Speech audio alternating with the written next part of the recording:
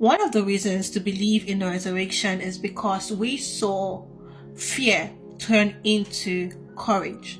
We saw despair turn into conviction. Now, fear does not just turn into courage except something happened. Despair does not just turn into conviction except something happened in between. Before the resurrection of Jesus, before his death and before his burial, we saw that the disciples were scared. We saw that they were confused.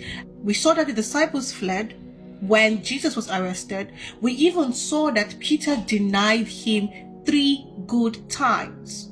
But after his resurrection, after he died and he was buried and he resurrected, we saw these same disciples come out and start to preach the gospel boldly in the very place where he was publicly executed. They didn't travel far. They didn't try to go to another country where they had not heard of the Messiah, where they had not heard of Jesus. They preached the gospel, which is his death, his burial, and his resurrection in the very place where he was publicly executed, in the very place where he was crucified, in the very place where he was beaten and spotted, in the very place where he proclaimed that this temple will be destroyed, but after 3 days it will rise. In that very place, people can die for what they truly believe is truth, but people rarely die for what they know is false.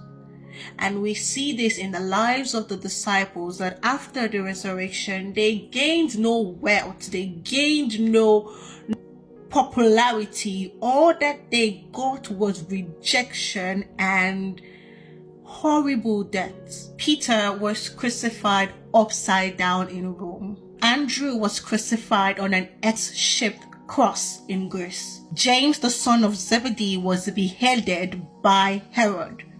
John was put into boiling oil, and by the miraculous kairos of God, he escaped and he died of old age. And this was the only disciple that was not killed. Philip was killed in Asia. Bartholomew was flayed alive and beheaded. Matthew was killed by a sword. Thomas was impaled by a spear in India. James was stoned and killed and beaten to death.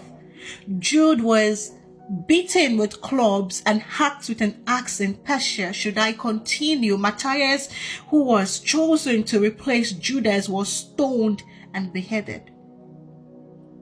People can die for what they truly believe is true. And I know the sentence is tautology, but I'm placing it because of the emphasis of what is true.